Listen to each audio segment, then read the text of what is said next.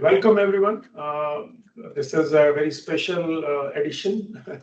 It's not a usual What's Cooking webinar series. We have been working on an agri-food data lab and advisory service AI engine for last 3 to 4 months, 5 months, actually 6 months. And we thought it will be good to offer you really a sneak preview of what this is about, because ultimately you are the main clients.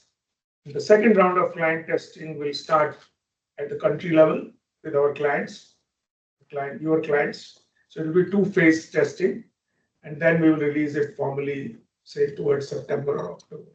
Today, the purpose is to give you a preview and also seek your feedback on what you would like to see there, because it is being sourced through inputs from all the people. There have been interviews conducted with TTLs to develop this, but I think now we have to do more widespread testing, especially with countries where we have a portfolio clearly there, and where you are in active dialogue with the clients. So this could be a part of advisory services you offer to your client, and it makes your, offering a little bit more, good compared to others who are coming in. So we are also trying to see if we can, learn from what others are doing in this space. So we have a good dialogue going on with IDB, African Development Bank, and Asian Development Bank also. Yeah. So eventually this could become a joint product, but at this stage we don't want to do it because we have no control over how it gets offered in other places. Okay, so basically, why did we do this? We got continuously feedback from all the TTLs that a lot of data and a lot of knowledge, even our own knowledge, in form of the 96 cooking, what was cooking webinars, was available in a very dispersed and scattered way. It was difficult for them to access if they wanted a specific question to be answered or something. And we thought, first we tried very conventional ways of doing it, and we found that it was very difficult. So when the AI thing started coming in, we thought there's no other way we can get these content from many sources and data from many sources be there. Like you have FAO data available, but we have found that 70% TTLs don't use FAO data while designing programs. We have DAC data, it doesn't get used. We have our own reports, which don't get used. So I think how do you make it available and accessible, and then make it accessible in a form, in an easy user kind of oriented form, was the big challenge which we have. So that's why we call it a lab, because we are still testing, and I think eventually we will have them. The second major thing what we have done is now that we have put all our videos of all our webinars on YouTube. So we will launch a dedicated YouTube channel, which you can also give it to the clients and and do that. But these YouTube videos are also coming at the back of the AI engine. So if you ask that, are there any videos on this topic? It will not just play the whole video, it will just pick that topic 5 minutes and play that video. So the availability to look at the large language models and content and then convert it into a very customized offering is what we are aiming for here, basically. So we will start with a quick presentation and a demo, which will be done by our data scientist, Parvati, who is normally based in Amsterdam, but today she is in India. So she will present and do a demo, and then we'll launch the YouTube channel. It's nothing of launch. We'll show you what the YouTube channel will look like, and then we start the discussion. The purpose is more to seek feedback from you. And if anything else comes to your mind, please feel free to ask questions here, and please put the questions in the chat, people who have joined virtually. There are many people who have joined virtually. Over to you, Parvati. Thank you so much, Parmesh. Hi, everyone. I think Parmesh already gave an excellent preview onto why we need such an agri-food data lab and advisory service. So when we had our discussions with task team leads, as well as in our discussions prior to even designing this, we found that task team leads do have difficulty accessing the right data and the most recent data. And data is not just, by data, I don't just mean numbers and graphs and plots, but also information that is hidden within reports, within websites, internal platforms, as well as external platforms and white papers. So a lot of information have been hidden in these sources, which in many cases could be long form content. For example, I attended a 8-hour event in Kenya last year, and I found so many amazing presentations were covered during that 8 hours, and the video is available in YouTube. But if I have to go back to a particular content, or if I have to find a specific topic, it became very difficult. And I think this was also reflected in some of our discussions with others within the bank. So this long form content, how we can make it more searchable, but also how we can manage this knowledge in a better way internally ourselves, was one of the key challenges that we faced when we started thinking about the Agri-Food Data Lab. It is also important that when we work with platforms like ChatGPT, it becomes very difficult for us to get referencing or links to where we can read more about it. And this is where we also see struggle with knowing whether or not the information is actually accurate. If the information is accurate or not, you need to know where this information is actually coming from and have references or links to read more about that particular topic. And referencing was also one of the challenge we saw with platforms like ChatGPT or Cloud, which uses generative AI. We also see that, and it is published that also that many of the content is biased towards developed countries. The context and understanding of specific queries around agri-food in the developing country or low and middle income country context, the information was very less compared to what is available in other places. So we wanted to make sure that we can bring together a metadata and knowledge repository, which is queryable and which is easy to navigate and get relevant information from. So this is where we started conceptualizing the Agri-Food Data Lab. So we wanted to make it an efficient data discovery tool.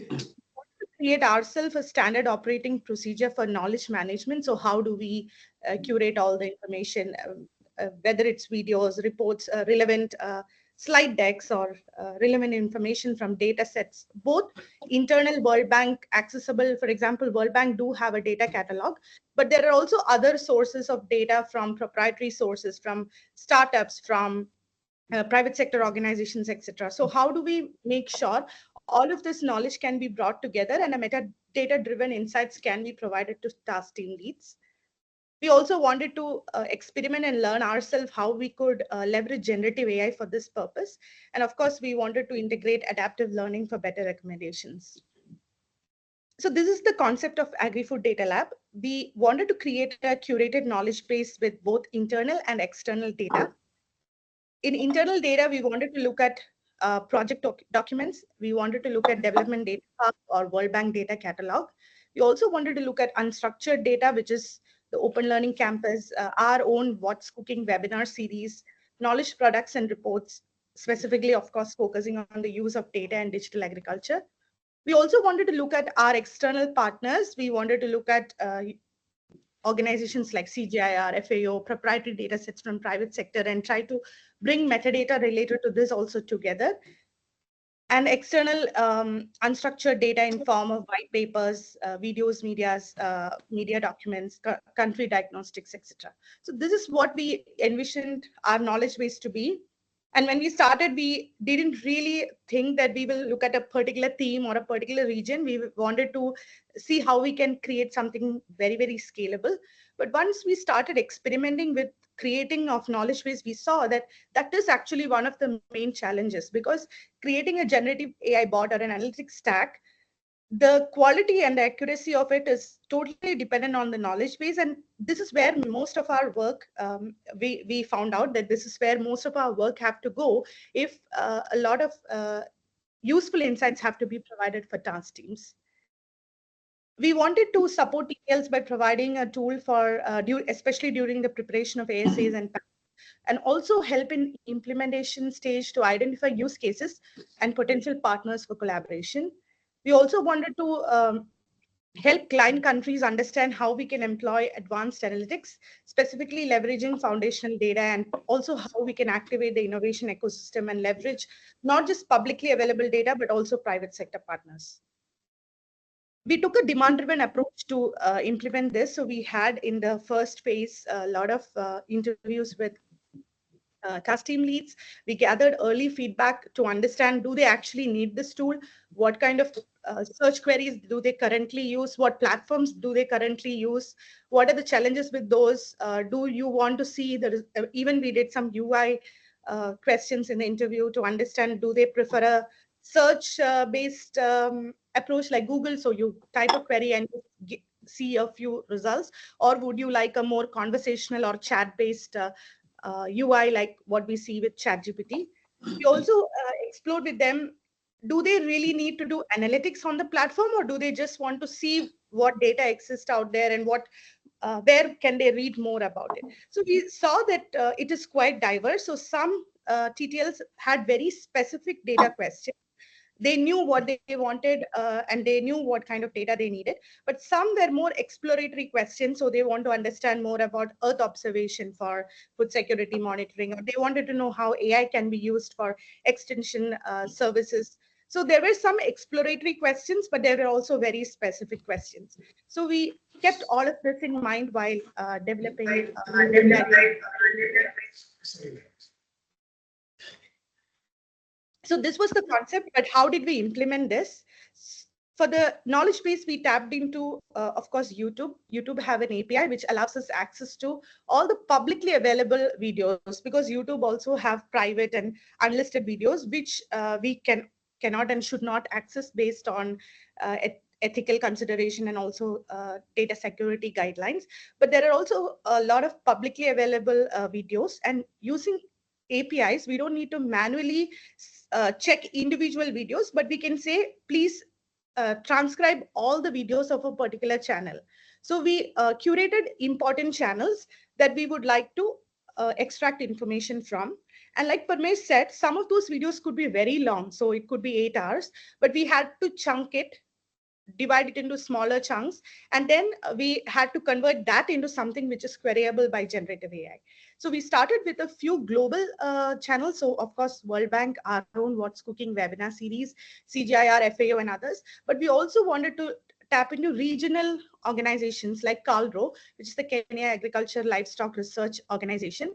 They also have a YouTube channel where a lot of events and their data driven analytics are being showcased. So we experimented with both global and regional sources. For PDF, we or documents in general, we looked at World Bank internal ASAs and also relevant program documents like PATS. We also looked at some of the research publications. You will see in the demo that it gives you links to research publications as well, and also white papers. And PDF is where we are still working a lot to improve, because PDF is very long and chunking it and providing right references to it is a bit challenging. For example, if it's an 80-page document, we can link to the PDF, but how do you link to a specific portion of the PDF? That part is still being done by us, so it's still a work in progress. And when it comes to data sets, we looked at World Bank data catalog, we looked at microdata catalog of FAO, we also looked at Harvard Dataverse, which have a lot of data from CGIR as well. We also did a lot of manual curation of data sets, especially from private sector when it is not cataloged in any of this. We also did manual curation of some of the data sets. And like I said, we wanted to start small and iterate fast. So we decided to focus initially on soil health and with a focus in Kenya. And we automatically curated around 5,000 records. And just to say that these records are not manually created, but through also we used OpenAI assistance, we used a lot of API access, etc. So this is a scalable process. We could replicate this for other regions, other countries, but also for other themes. So this is basically the backend of the Agri-Food Data Lab. And with this, we are able to create something like this. I just wanted to give you a flavor of how the data looks like at the backend. So you have a lot of transcript excerpts, which is more text. You have like URLs, which are referencing to that particular part of the video. You have a tagging, like is it a video, is it a document? So a lot of metadata is brought together in the backend, so it becomes queryable for a platform like um, the generative Parvati, can AI. you move to the demo now? Because I know data scientists, geeks always want to tell about everything in granularity, but please move to the demo now. Yeah, I have a timer, Parmesh, so this is exactly where I shift to demo. So it's good that I showcase what is in the backend. So this is what is available in the backend. And with this, I'll go to the most interesting part, which is the demo. Since digital platforms always have the tendency to break when you do a live demo, we have a recording. So over to you, Sunil. Thank you, Parvati. With a prompt to query soil fertility related datasets at global level from the knowledge base. Since in the backend, so let's start the demo of the Agri-Food Data Lab with a prompt to query soil fertility related datasets at global level from the knowledge base. Since in the backend, we have different types of content like data, documents, which are PDF files, and videos. The bot would like to clarify, would you like to search across all this content or only at certain formats?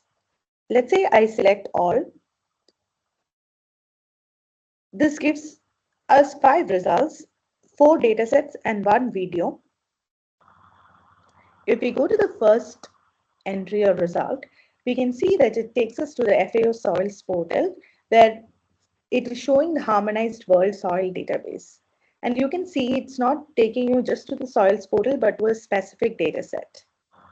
Opening the second result, which is a video, it will take us to a video tutorial in YouTube from the channel TerraSpatial, which shows you how exactly we can use the FAO soil map of the world and download soil data for a specific study location. So it is actually a detailed tutorial on how to visualize and how to analyze this data.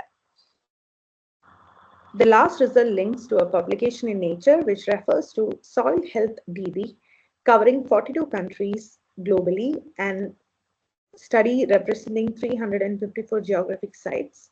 This publication also provides a common framework for sharing soil health. Now we have seen how we can extract dataset information from the bot. Let's see, we want to use this data to develop a particular use case. Here I have used example as extension services for soil fertility improvements. So this returns me 5 videos which are relevant. So let's take a look at the first result, predicting crop response with data.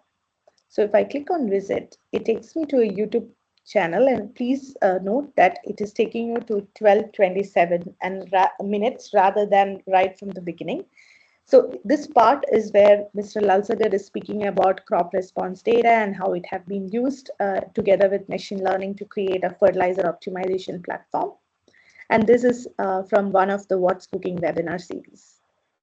The second video takes you to Carlro's channel, where you will see CGIR is presenting about their Agri platform, which is another platform which provides tailored fertilizer advice based on demand mapping, climate smart practices, optimal planting dates and cultivars, etc. So they are speaking about how Agri's platform can be used for multiple use cases, including tailored fertilizer advice.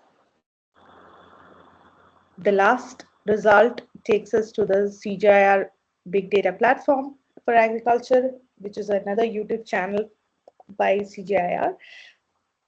And here you will see how digital soil mapping have been applied for fertilizer management in different countries, including Kenya and Nepal.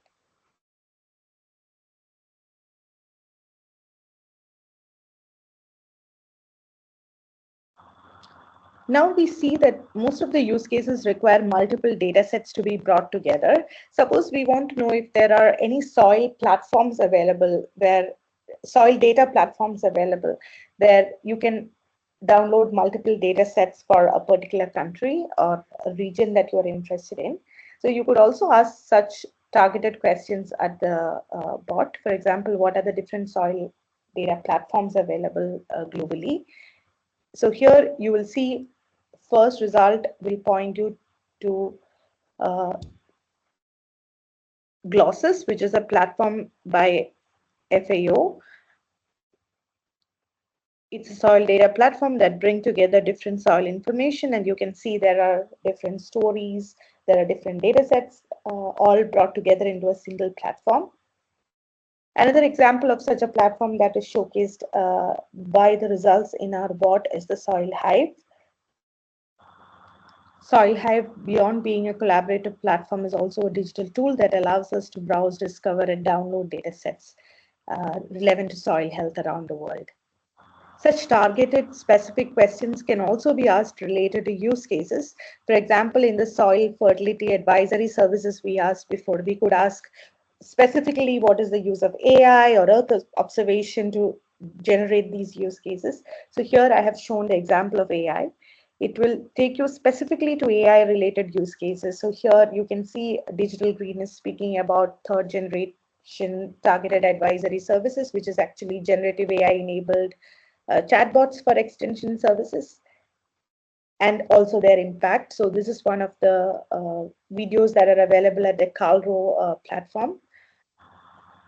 Or it takes us to the What's Cooking webinar series, where Mr. Muchuri is speaking about AI-enabled platforms specifically for climate smart agriculture in Africa.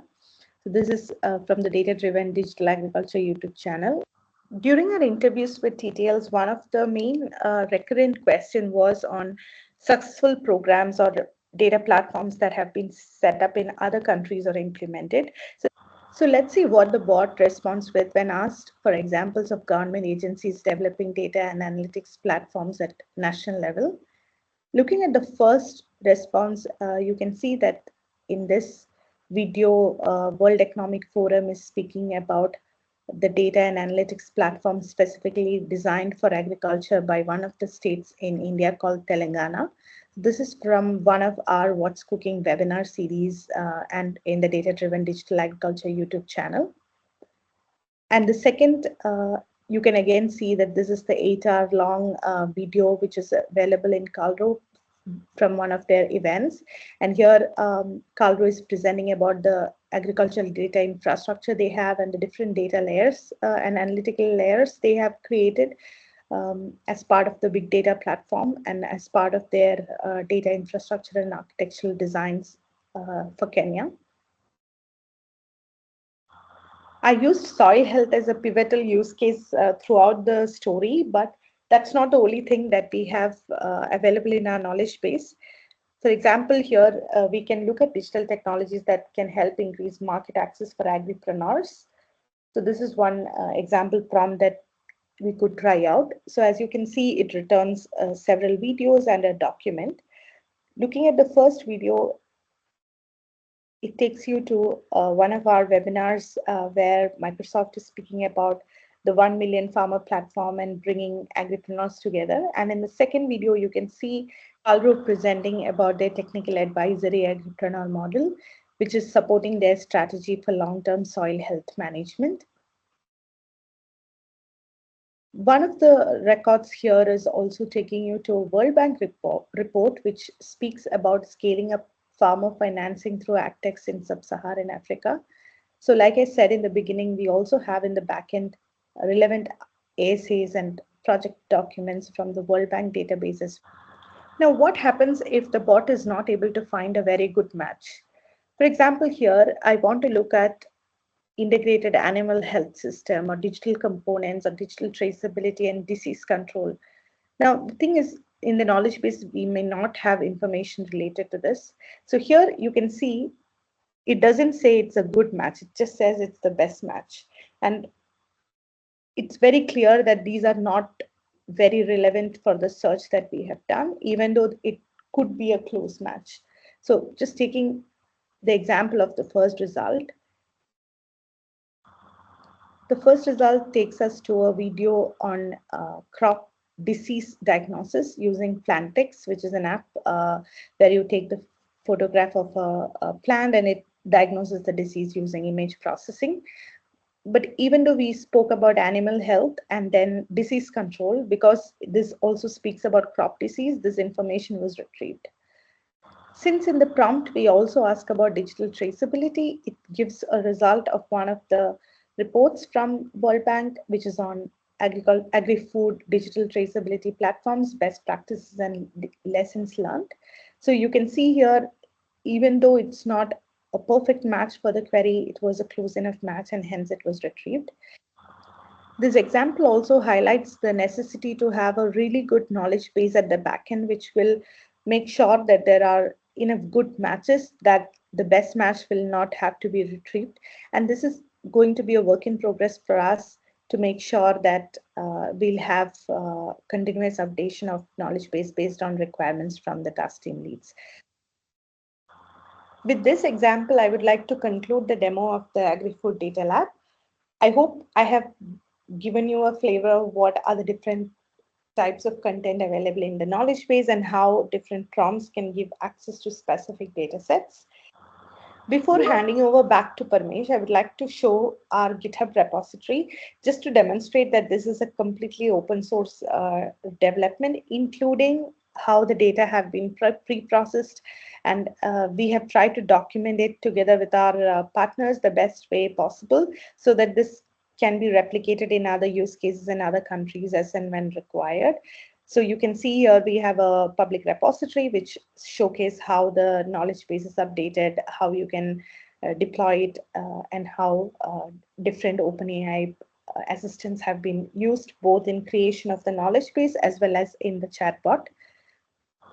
In addition to that, we also have the data sets or the raw data also available directly from the repository. So please feel free to give us feedback. Thank you so much. Back to you, Parmesh. Thank you very much, Parvati. So, giving you a preview of what's coming, this is only 5% of what it is.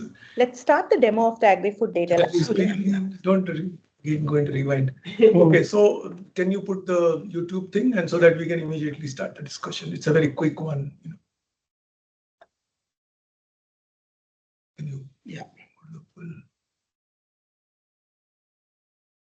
So basically, this is now previously all these were in the OLC platform and the clients and all our members, we have 12,000 members on our network now who are accessing all our webinars. They found it very difficult to access the OLC channel because we need registration and all that.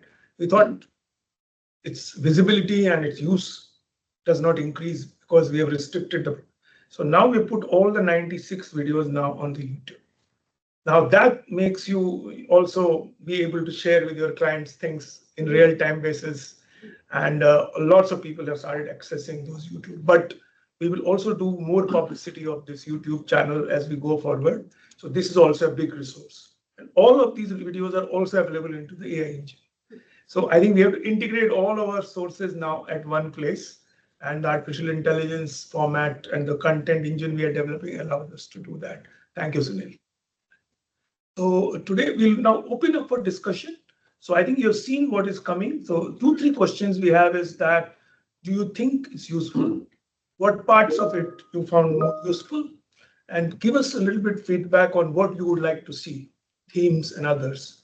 So our second version will be coming with other themes. And also we will develop versions for the countries as we go. So you will have a dedicated AI engine for your own country you are making. While you're designing the project, while you are implementing, it will keep on adding. At the end, we will be left behind with an AI engine for each project. That's our vision. After 5 years, we should not have a single project in the World Bank which does not have an AI engine with it. That's the new knowledge frontier. Because if we keep on focusing only on certain reports and certain things, we know it doesn't have enough impact. But if we can integrate videos, data, advisory services, all our own reports, the client work, then we will be able to create a product which will be of a very good quality. And it will be a knowledge and advisory product we are able to offer to all our clients. So over to you, whoever wants to start. And can you, people who are on the virtual world, can you raise your hand and please let us know if you want to jump in? And so, you want to go, Shiv, kick us off. And can you introduce yourself as well? Because it's like a mini COP meeting also. Yeah, my name is Shiv Salau. I'm a senior agricultural economist I currently work in South Asia. I cover Sri Lanka, Bhutan, a little bit, and on Pakistan. No, I think this is really a great tool that is going to help, the tax team, but also everybody a lot. I imagine sitting with a client and probably maybe doing an implementation support mission. Because just I think 2 a.m. today, I was in a meeting and we were discussing agribusiness on Sri Lanka, seeing how we can really bring in digital technology. So imagine just going to my laptop, doing search, Asking the bot. ask the bot that, well, what type of solutions can we try?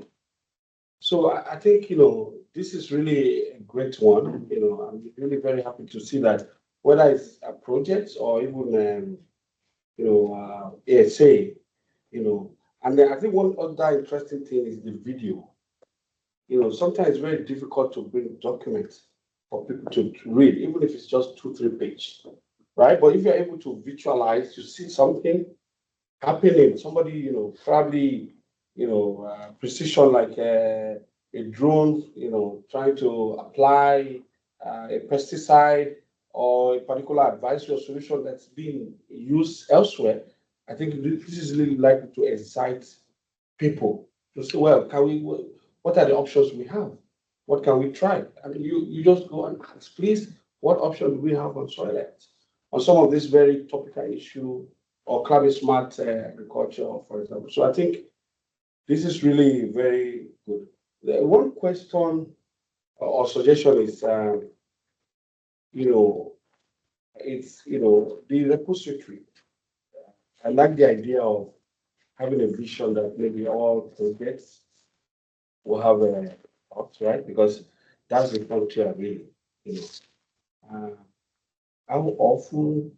So, for example, IEG does a lot of reviews, right, of project, but also um, some areas where thematic areas where banks really.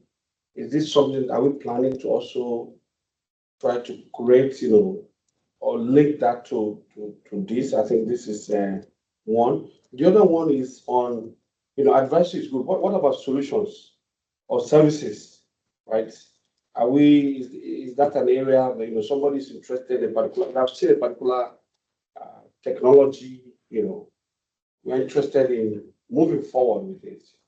How do we assess potential, either providers or something that we could contact and start talking about it? Or even for country, remember I started the discussion with you, we work in a number of countries, want to be able to elevate some of the things we do, we want to showcase some of the options. We don't want to be too prescriptive to the country, right? But we say, well, you have this issue, and these are the options, so you can pick from whatever option and then try. So I think this is really a good one, but these are my initial comments. Thanks, thanks a lot. I appreciate your feedback also, and I think we'll respond to all of them at the end. Let's take all the views from here. So anyone from the... No, not yet. Who don't have any hand raised. So give me the list now. I'll... No, yeah, you can call back. They can't get away from this. This is not a free thing. Parmesh, there is a question on the chat. Yeah, Alim, I think it's from you. Yeah. Yes, thank you so much for inviting me, Parmesh. I wanted to ask a question just about ultimately the intention. So it's, if I'm reading this right, part of this, which is very exciting, which is an internal knowledge management tool, right? So a TTL, anybody from within the bank can now much more easily discover, surface what the bank knows about a particular topic and make that available to clients. If I just want to understand, that's one important function that you've now created. And then the second one, I think, which is potentially more externally facing, which is this YouTube channel. And so all of the material, all of the content from within the 96 videos is now available widely and more, more easily accessible through the YouTube channel. first of all, is that an accurate characterization of this? And I guess related to that, is there an intention to make the first part of this, which is the knowledge management chatbot, available beyond the World Bank Group? And examples like, Digital Green, their farmer chatbot, et cetera, which is directly intended for the farmer. How might this integrate with initiatives like that? Thank you very much, Ali. Very good question. Anyone from here now? Again? Yep. Yeah, you. And then can I see all the hands? There are not many hands anyway. Everyone has to talk. Yeah. There's no getting away. Go ahead. Can you introduce yourself? Yeah. Good morning, Esben Lunde Larsen, and I'm a senior agricultural specialist here in the bank. Yeah. From Denmark. From Denmark. So two things. First of, listen, it's a very good tool you have developed here. It looks incredibly exciting. Two comments to it. One is, I'm not a data guy, so when I seek information. One of the things that always challenges me is this a trusted source? Is it relevant? I get 1 trillion things. Can I actually access? How do we secure that in a system like that?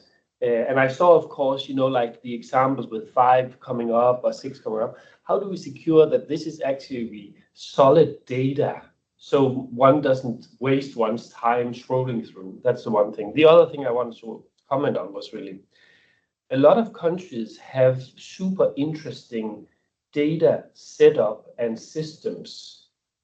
For example, the Danish Ministry of Agriculture register all animals or register all medicine consumption. How do we secure that systems that could be interesting for the bank to introduce to governments also figure in this, maybe with a little explanation video or other things like that, so we expand on things we don't necessarily know today? Question. Sukha, then Joanne. Thank you very much. I'm really excited to have this, and I'm less data person, so than you. So I really need to have that kind of navigation. So maybe 2 comments. One is a data set, and the second is a topic.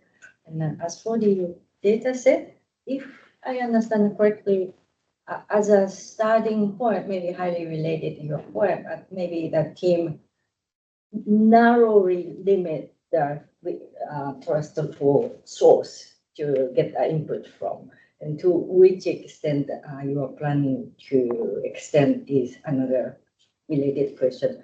Very recently, before I went to Nepal this time, I reached out to a library colleague to do the very general data crunching with big topic like a Nepal innovation or Nepal startup. Then they use their own database, including like a newspaper and a source, and it gave me a big list of documents. That was super useful for me to understand what really going on. So my question is, do you plan to, say, connect with these available resources within the World Bank Group? That is one question. And as for the topic, the general topics like for clients, like a soil health or food loss waste, that kind of topics is very interesting and important. And but on the other hand, do you also plan to include type of topics to make ourselves life easy, like to make our monitoring more easy?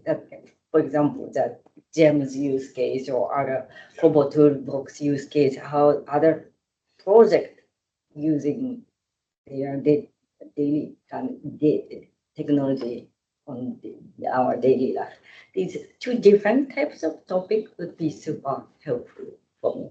Thanks a lot. Very, very useful. Joanne? Sure. No, thanks for this. It's really exciting to think about all the ways that AI is transforming the way we work and to kind of come to grips with the wealth of experience and data that the bank is generating on these topics. And I think, as someone preparing pads and talking with clients, it's really opening a lot of possibilities. I have just broader questions about the structure of how it's going. So thinking of use cases like Aleem, I think had a useful comment thinking about what are the uses. I can see in addition to AI for farmers, like the digital green model, also I see a need for AI for policymakers so that they can do inquiry of data, and especially here, this idea of farmer registries. So how can a policymaker query a farmer registry and say, okay, geographically, where are the farmers who are adopting improved seeds? Or where are the areas where there's fertilizer overuse? Or where, so that they could take their wealth of agricultural data and statistics that they have and query it in ways that are useful for policy. I think that would be a really useful tool from what I've seen. The other question that I have about the structure is, Parmesh mentioned having an AI chatbot for each project, and I'm trying to understand the value of ring fencing sort of each project and versus having a giant AI chatbot that's like for the institution, right? And mixed, because I already use the AI chatbot for the institution to say, okay, what are projects that have worked on farmer registries, for example? And it sometimes gives me something and sometimes So what is the value of sort of improving that chatbot to give better answers on agricultural technology versus creating a separate chatbot? And one of the things, like for example, in Peru, when we're talking with the government, that's really useful is being able to easily extract use cases from other countries. So if we just have a chatbot for Peru, it doesn't solve that problem of what are the other countries that are good examples. So No, chatbot is for Peru's use. It doesn't mean that it will Okay. not carry a lot of other examples. okay, So it's like it's demand driven. yeah, Whatever minister asks you a question, okay, I want answer to that. You go work backwards and say, what are the other 8 countries which have used something? And you have to have that. But Peru as a client, we are looking at the chat. but why would the chatbot for Peru look different than the chatbot from Chile? It will not. Okay, And eventually, It's just a one lot of these chatbots will become standardized depending on the topic. okay, So topics become very important okay, themes because people are coming to the bank for technical specialization. right. They're not coming to the bank for general answers. Yeah. So I think that's very important. So I still have to work it out. Yeah. So what you said earlier about giving a policy one Mhm. is the most exciting. Yeah. And we can work with certain teams to develop that specific things. Yeah. Because the one part is what we do at the corporate level. Mhm. The other part is what we do at the country. Right. These are slightly different. Yeah, because the other question I had is about how much of the data that we're searching that feeds into the chatbot is internal use only, right, or official use only, and so we can't. We note that. Yeah. Oh, I have Tata on the line.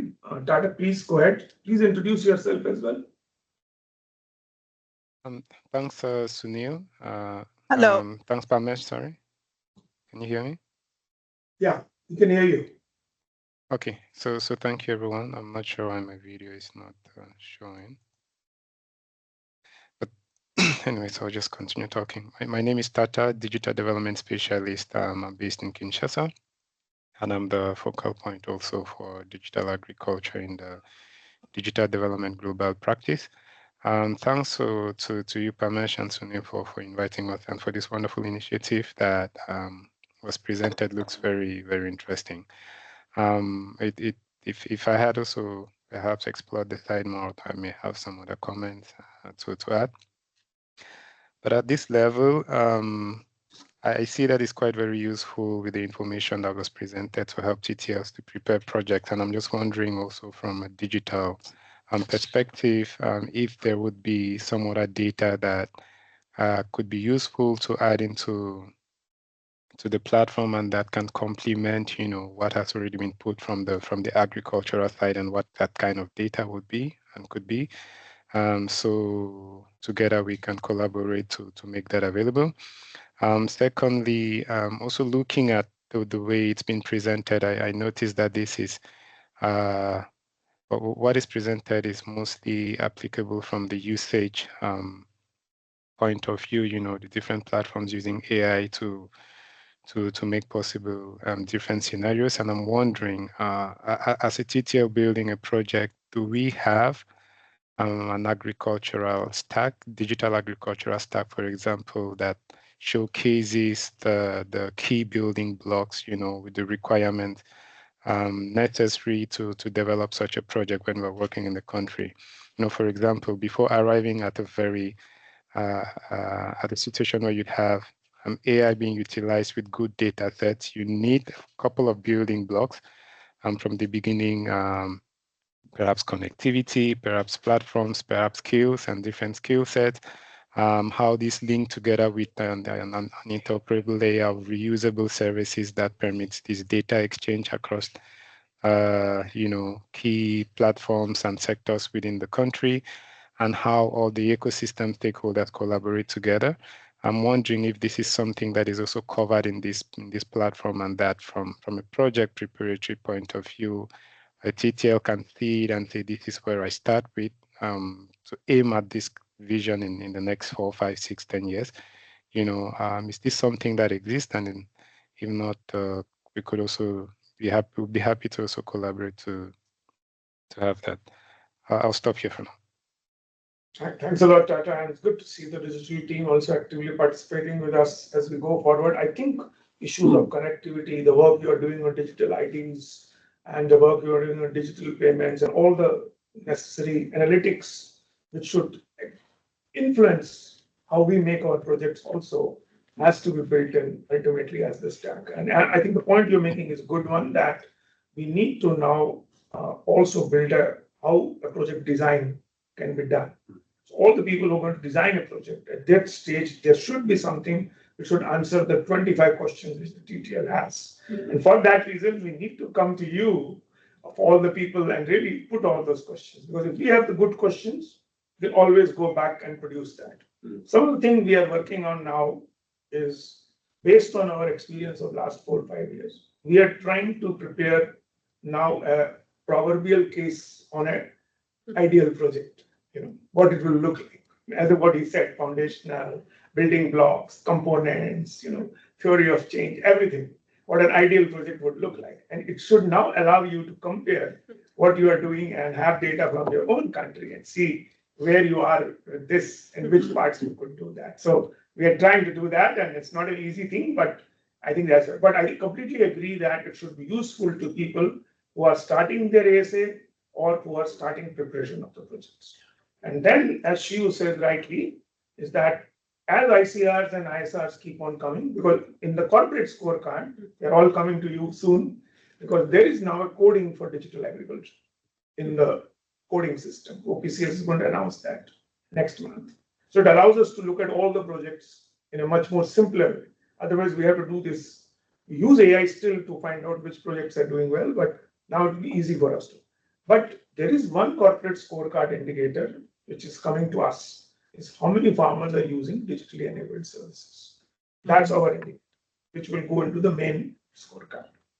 So I think we have to develop a system now to do that. And then ISRs, IG reports, ISCRs, all will soon come. They will come into this. But we have done this on a very shoestring budget, because we didn't want to put a lot of money until we are sure that we are working like a typical startup. It doesn't put a lot of money in the beginning, first develops a product and then tests it out with a lot of people and then put more. Developing content at the back end is very costly. But we have to find good ways of using AI to source this data, which is line scattered. So that is where the data scientists are innovating and saying that we don't send bundles of money on this, but we are yet able to source a lot of data. So I think the more questions you are asking, today's questions are very useful. That will allow us to go back to the drawing board and start asking those questions, whether they are being answered there. And Parvati, do you want to answer some of the questions? I hope you are taking all the notes because you are the one who has to produce the next version. Can you go for one round of questions, answering, and then I will go for my response, and then we will again open it up if there, so that we can wind up in time. Parvati, over to you. Thank you so much.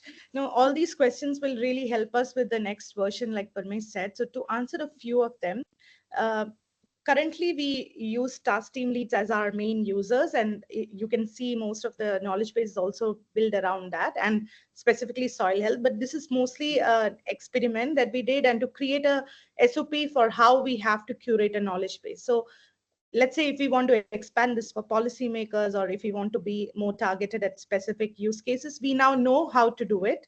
And I think it can be done in much, much faster way. So let's say we want to create a version for policymakers, we know how we need to curate YouTube videos or documents which are relevant.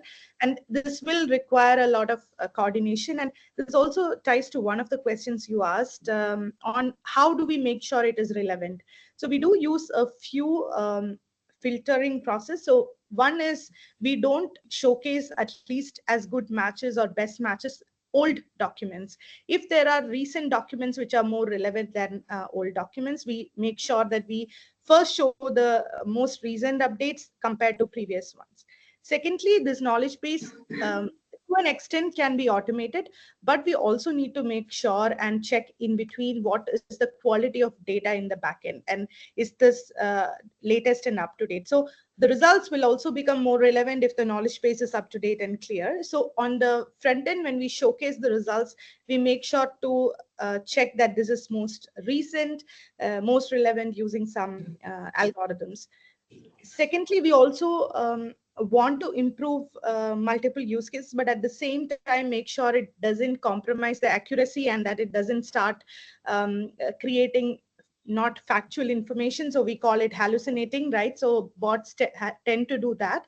So we want to avoid that. And this is where we have started.